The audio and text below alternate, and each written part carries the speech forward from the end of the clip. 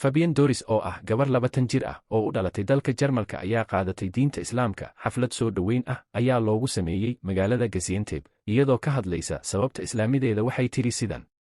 Maanta waxaan ahay qof dib u dhashay, magacaygiina waxaan u beddelay siira. Muddo 5 sano ah ayaan baarayay diinta Islaamka. Quraanka Kariimka ah ayaan ka bilaabay. Runtii Quraanku waa mucjiso, wuxuu ka kooban yahay aqoon, taariikh, caafimaad, xalka mashkilad kasta iyo tusaalooyin nolosha adduunka iyo aakhiro la xiriira.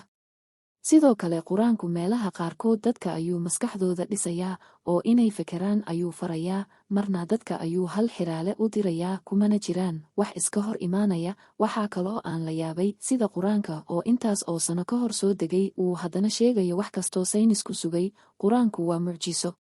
Waxaan diraaseeyay noloshii Nebi Maxamed sallallahu calayhi wasallam. La yaab kale ayaan kala kulmay. Noloshii Nebi Maxamed dhaqankiisa oo dhan ayaa ahaa mid xiiso leh. Waxaa ii soo baxday inuu ahaa qof naxariis badan oo isku darsaday caqli badni, run sheeg, cadaalad, dadaal, dulqaad iyo dhimrin. Waxyaabo badan oo uu horay u sheegay ayaa laga qaatay maanta dunidan xeerar u ah, sida heshiiska Geneva Convention. Waxaa cajiib ah inuu Nebi Maxamed sallallahu calayhi wasallam xilligiisii uu haystay tiknoolajiyad ka horumarsan tan maanta, sababtoo ah nebigu meel aanu joogin oo qiyaastii 1,000 kiiloomitir u jirta dagaalka ka socda ayuu toos u daawanayay isagoo gurigiisa jooga, markaasuu dadka la jooga u soo tebinayay sida dagaalku u socdo.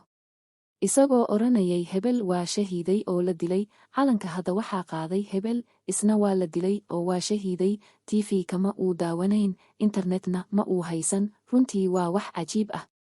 Allah ayaa garabkiisa ahaa oo la jiray, qof ka wanaagsan dunidan soo marayo, sababtoo ah ilaa maanta malaayiin qof oo aan weligood arkin ayaa naftooda ka jecel. Waa darajo u gaar ah oo aanu helin shakhsi kale.